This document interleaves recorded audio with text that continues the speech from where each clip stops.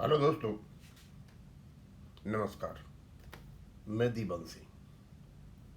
मैं बताना चाहूँगा आज सिंगला से की सिंगला केस की सुनवाई के लिए लिस्टेड है। क्रम लगभग वही रहेगा। पहले मिसलेनियस और यदि सप्लीमेंट्री है तो सप्लीमेंट्री केसेस को सुना जाएगा। उसके बाद रेगुलर केस आएंगे। और जनरली ये देखा गया है कि जो मिसलेनियस केसेज हैं वो 12:30 तक या 12 बजे तक चलते हैं। उसके बाद रेगुलर केस आ जाते हैं। और जब रेगुलर केस शुरू होते हैं तो कभी कभी ऐसा देखा गया कि 101 नंबर पर जो केस है, इस बार भी है, पार्ट हर्ड बहुत टाइम खींच जाता है। सवाल उठता है हमारा नंबर आएगा नहीं आएगा। अब वहाँ तक हम नहीं जाएंगे, हम यहीं जाते हैं कि हमारा केस सुनवाई के लिए लिस्टेड है। और हम सभी आशा कर रहे हैं कि हमारे केस की सुनवाई होगी। दोस्तों, आउटकम तो क्या होगा सुनवाई का वो तो पता नहीं, लेकिन इतना जरूर है कि हमारे जो रिटायर्ड बैंकर्स हैं, अब इनमें एक आदत पैदा हो गई है रेगुलेशन को पढ़ने की, पेंशन संबंधी क्या नियम है उनको पढ़ने की और उनको इंटरप्रेट करने की। ये आदत पहले नहीं थी। पहले ये 35(1) रेगुलेशन को सबकी नज़रों से देखा करते थे। अब ये कन्फर्म है 35(1) में हमारा पेंशन अपडेशन है और इसको जानबूझ के नहीं किया गया, इसको घुमाया गया। इसी प्रकार के 2 कमेंट मेरे पास हैं। और ये कमेंट तभी हैं जब इन्होंने पीएनबी के एफिडेविट को पढ़ा है। ये भी बहुत बड़ी बात है, 142 पेज का पीएनबी का एफिडेविट, इसको पढ़ करके बैठे हमारे पेंशनर। मैं सोचा इनको मैं आपको बताऊं। रमेश जी कहते हैं, सर जी 2002 में रेगुलेशन 38 में जो 2 नंबर क्लॉज है उसे 35(1) अपेंडिक्स में डालकर गवर्नमेंट अप्रूवल दिखाई बताते हैं। उसमें एफिडेविट में कहा गया है कि अपेंडिक्स 1 में जो सीरियल नंबर 2 है, या उसको आप पैरा 2 कह सकते हो, इन्होंने पैरा 2 कहा है एफिडेविट में।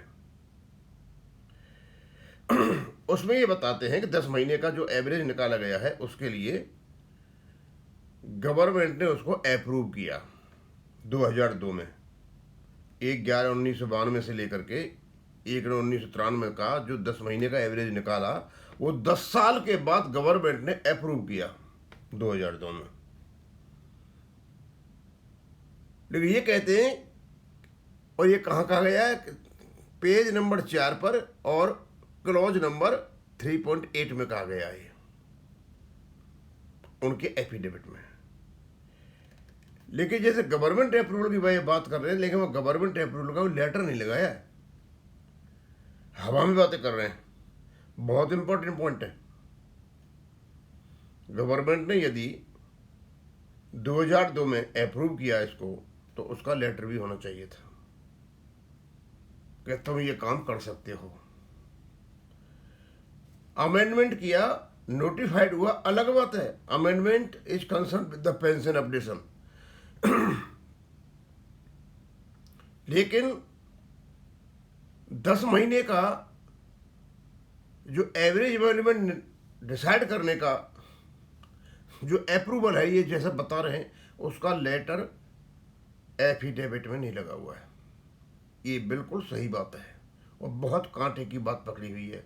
यदि गवर्नमेंट ने अप्रूव किया इस चीज़ को तो लेटर भी तो लगा दो। इनके पास लेटर नहीं है, इसलिए नहीं लगाया। अदरवाइज ये छोटी छोटी चीज़ों को नहीं छोड़ते। इनके पास केवल नोटिफाइड अमेंडेड रेगुलेशन है। और दूसरा, ये UR बधूती, अब क्योंकि ये पढ़ रहे हैं सारी चीज़ों को, जितने मेरे वीडियो जा रहे हैं और भी लोग हैं कहते थे आपने तो हमको क्या नाम है लॉयर बना दिया। मैं लॉयर नहीं बना रहा आपको, असल ये जो चीज़ आपके सामने हम रख रहे हैं उसी का नुकसान हमको हुआ है। They have made appendix 1 quite confusing in messy. Appendix 1 जो है वो केबल और केबल 35.1 रेगुलेशन के लिए है।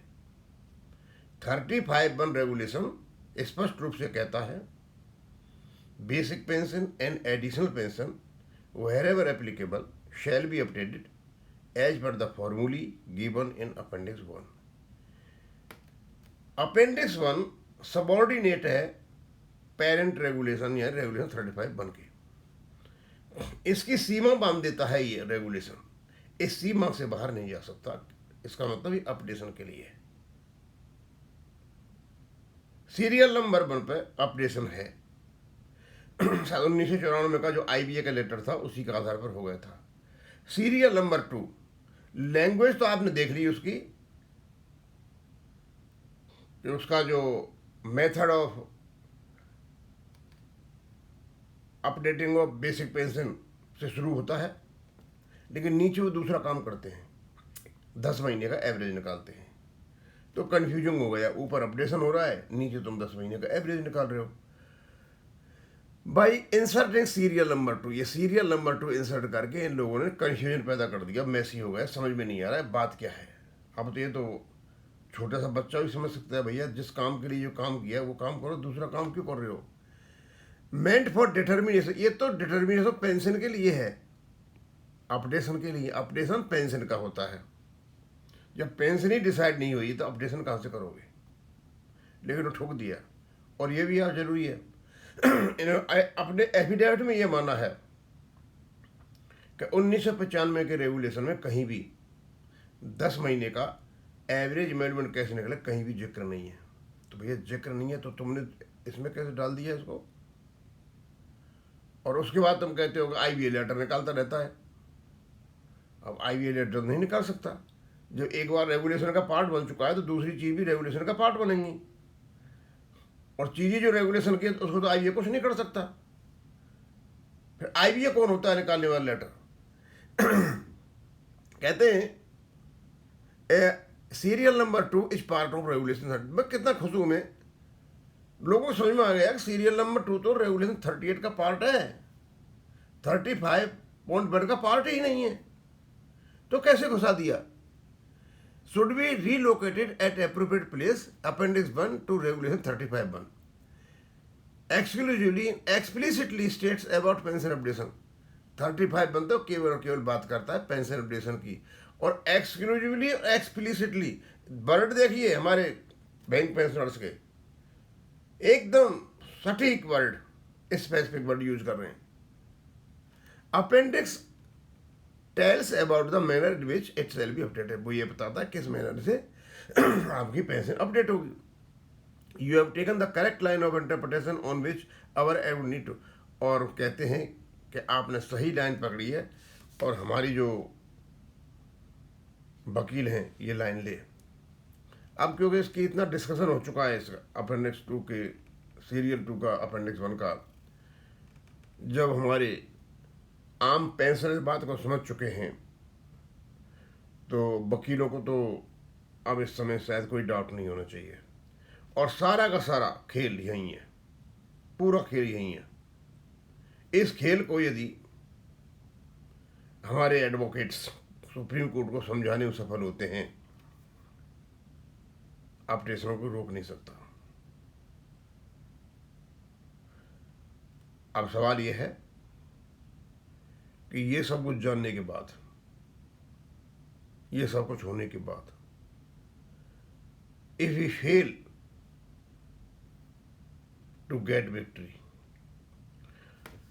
तो हमारे वकीलों पर, सुप्रीम कोर्ट पर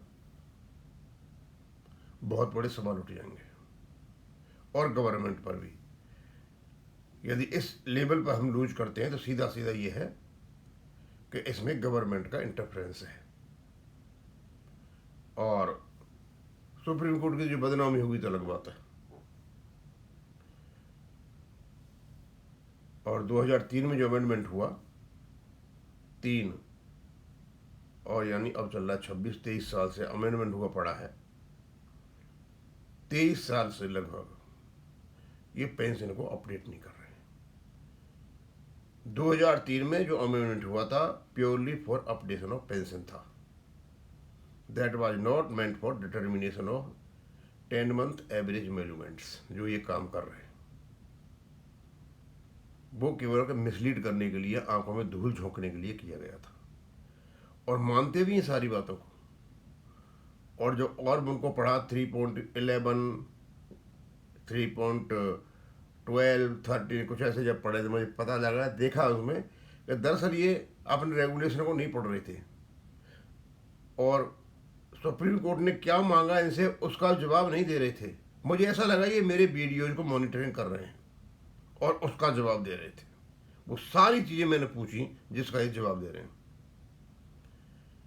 जब आपने 1/11/1992 से और 1/9/1993 तक एम्प्लॉयज का 10 महीने का एवरेज निकालने का फॉर्मूला उसमें डाला, तो इस कंडीशन को हर बार आती है, ऐसा हमने कहा है, हर बार कंडीशन आती है।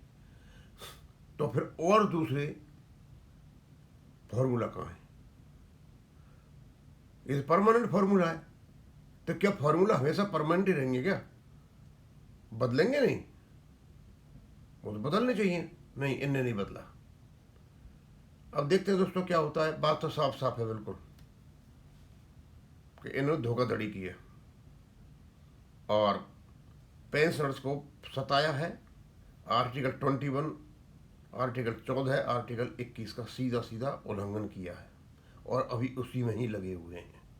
ये कोशिश कर रहे हैं क्योंकि इनके पास पावर ज़्यादा है, तो हो सकता है ऊँट किस घर पर बैठे देखा, पता बाद में पता चलेगा। थैंक यू, धन्यवाद।